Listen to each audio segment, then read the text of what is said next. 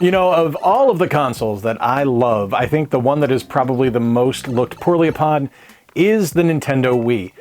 And I mean, in a lot of cases, rightfully so. There is a lot of garbage on that console, but I'm here to tell you there's a lot of really good stuff as well. What's going on, everybody? I'm Jay. Welcome to Square Pegs, and today I am taking a look back at the Nintendo Wii library, and I am giving you 10 games that I keep coming back to. And we're going to kick things off with one of my absolute favorite light gun games on the console, House of the Dead Overkill.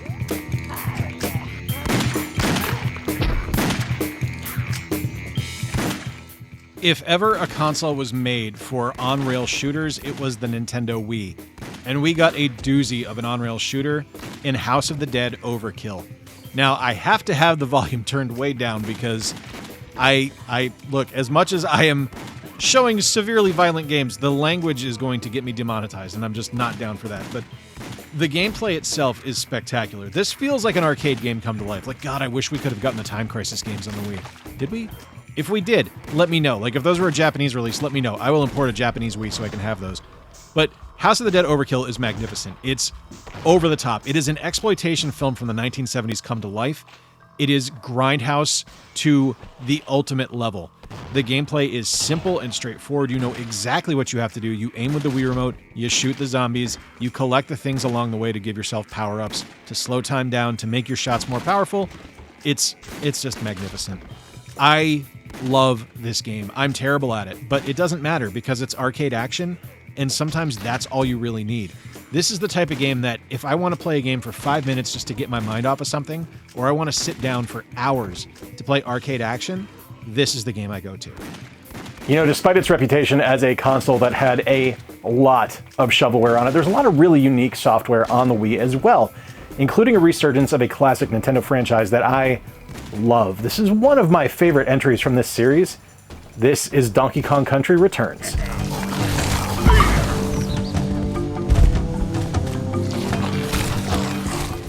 I really think Retro Studios can do no wrong.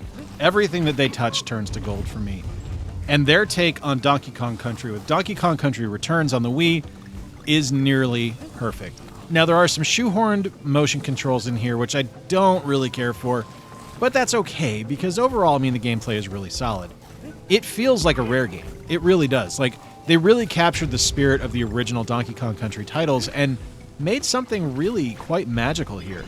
The gameplay is solid and challenging, the level designs are great. I like that the level design in this game doesn't just stick to a standard left-to-right platforming fare. Like, incorporating some vertical aspects to the levels and letting Donkey Kong move a little bit more freely, I think really shows how good Retro is at designing a level. I just think it's a clever game and it's a lot of fun. Is it perfect? No, I do think that it actually got better on the 3DS. I do think that one's a little bit better than this original release, but you can't go wrong with this one just based on how quality the title is. Straight up, it's a good challenge, it's a really solid entry in the Donkey Kong Country universe, and I have a lot of fun playing it. I do love a good rhythm game. One of my favorites originated on the Sega Dreamcast in Samba de Amigo. There was a Wii release, complete with maracas.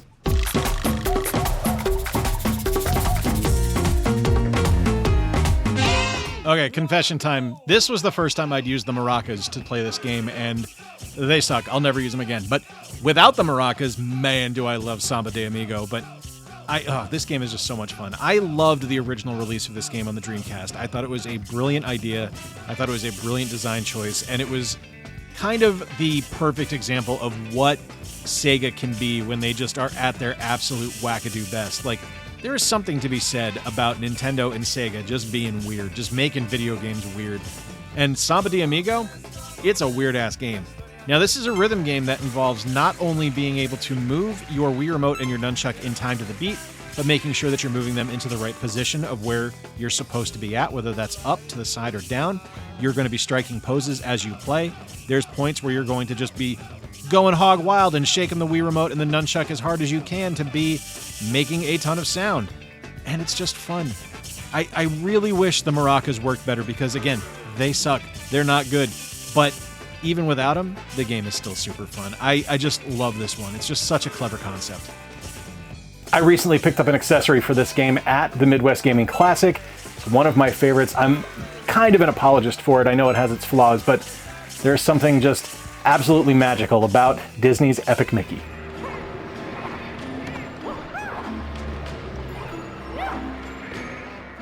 Now, yes, I know for a lot of folks, they look at Epic Mickey and they just see a mediocre licensed title that just didn't work for them, and that's totally fine because it's my list and it's my video, so I'm going to talk about a game I like. And as someone who is a lifelong Disney fan and really gets into things like Disney history, like the history of Walt Disney himself, and some of those early creations he had, like Oswald the Lucky Rabbit, who made his first appearance in a Disney Studios property here in Epic Mickey, to me, that's kind of an important situation. Now, the game is pretty straightforward. It's a 3D platformer. It's vaguely a collect-a-thon, but the really creative side of it is whether you're going to use the paint thinner to remove things or use your paintbrush to create things in this world, this kind of post-apocalyptic Disney world. And I just think it's magnificent. Now, it hasn't aged terribly well. It definitely shows its wrinkles in places, and it may perform better elsewhere. Like, I'm really looking forward to the Rebrush remake that's coming out this year on the Switch, but I will always go back to this original one, especially now that I have my paintbrush nunchuck. But this one on the Wii, I just love it. I think it's a fantastic game, and it's one for me that holds a lot of special place, both in its history as a Disney fan and the fact that I just think it's a fun title. I do love remakes, and I know that kind of puts me in the minority, but I thought this was a really clever one. This game originated on the Nintendo 64, but we got a remake on the Wii that was packaged with a Nintendo Wii Remote, and that is GoldenEye 007. This one's pretty cool because you actually get to play the story of GoldenEye as Daniel Craig.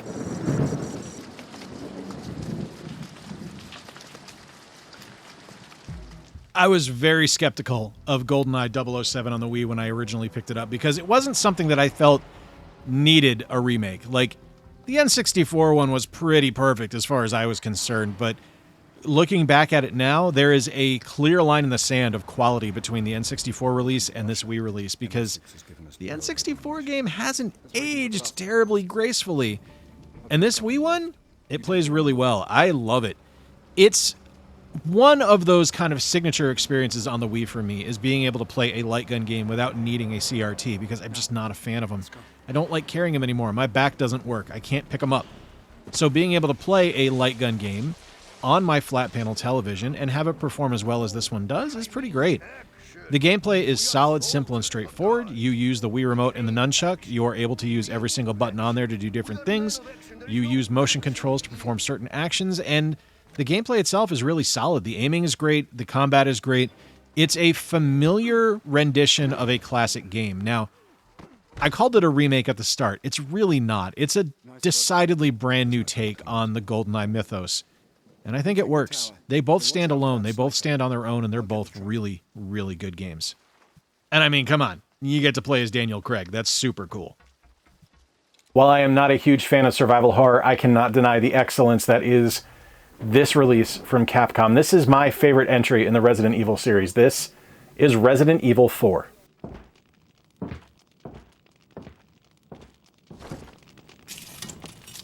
I think in my lifetime, I have played a grand total of 2 Resident Evil games. I played the first one on the PlayStation 1, and I didn't care for it. And I played Resident Evil 4 on the GameCube, and I loved it. And then I played Resident Evil 4 on the Wii, and I thought it was absolutely brilliant. I am not a survival horror fan. They are not games that I get into. It is just not my style, not my genre. But there's something magical about what Capcom did with Resident Evil 4. Whether it's the light gun aiming using the Wii Remote, or just the incredible storyline and the look that they created for this just unbelievably deep world really, really captured my imagination and made me want to keep playing it and keep going through it. I don't think there's a bad version of this game. I don't think there's any version of this game that's ever been made or remade and released that isn't good. But for me, the Wii version is the one that I go back to. I think this game's a masterpiece. What a surprise. A visually stunning game that is over the top and ridiculous from Platinum. This is Mad World. Evening on Jefferson Island, just perfect weather for our unwilling contestants to compete in the Varigan City. Now, I don't feature a whole lot of over-the-top violent games on the channel. I tend to be a little bit more, I guess, kinder and gentler, but for some reason, the Wii just brings it out of me. And Mad World is kind of the picture-perfect example of that, because this is one of the most hyper-violent, over-the-top, and ridiculous video games I've ever played. And I love it. It's the least realistic game I've ever played. And I know that's kind of a point of controversy because I don't think this actually ever released in Germany.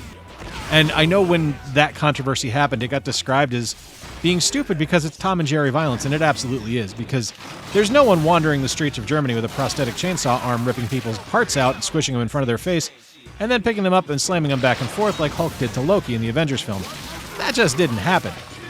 But this game is fantastic. And one of the reasons I really like it, and I go back to it all the time, is just because it's so simple to hop in and just turn your mind off for a little while. It's not an over-the-top complex game. It's a platinum title. So it's basically move, attack, kill, move on. And it just works. I think Mad World is a lot of fun. It's something that I've liked for years, and I love going back to it just because of how over-the-top and silly it is. I didn't actually play this game for the longest time. This is one that I don't know, I just never picked it up, and I actually got this on the recommendation of Scott and Jen from Retro Rivals, and that is New Super Mario Bros. Wii, and it is amazing.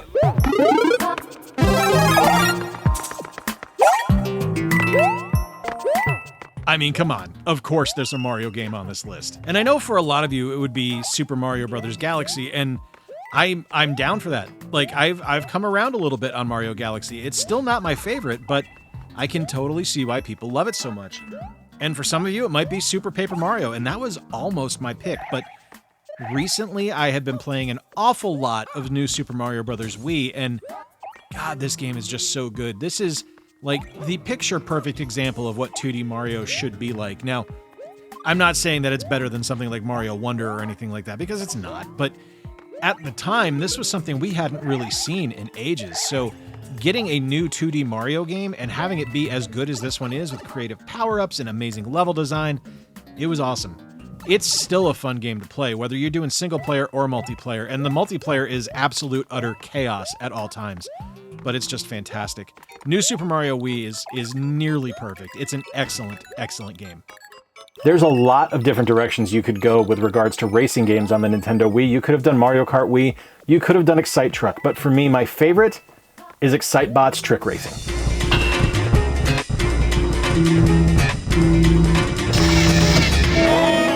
You got a couple of really good entries in the Excite series on the Wii between Excitebots and Excite Trucks.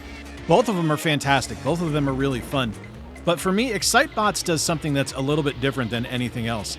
It basically makes you a transforming animal, and it's really clever. So it isn't like a traditional Excitebike game. You actually go through these really well-designed courses, and you have to perform stunts as you go, and the purpose of the game is every level you're in is to collect enough stars to advance forward. And you do that by drifting, by getting air, by performing stunts, by knocking enemies out of the way. There's items to collect to use as weapons, like there's a giant hammer I picked up, and I got a tambourine at one point.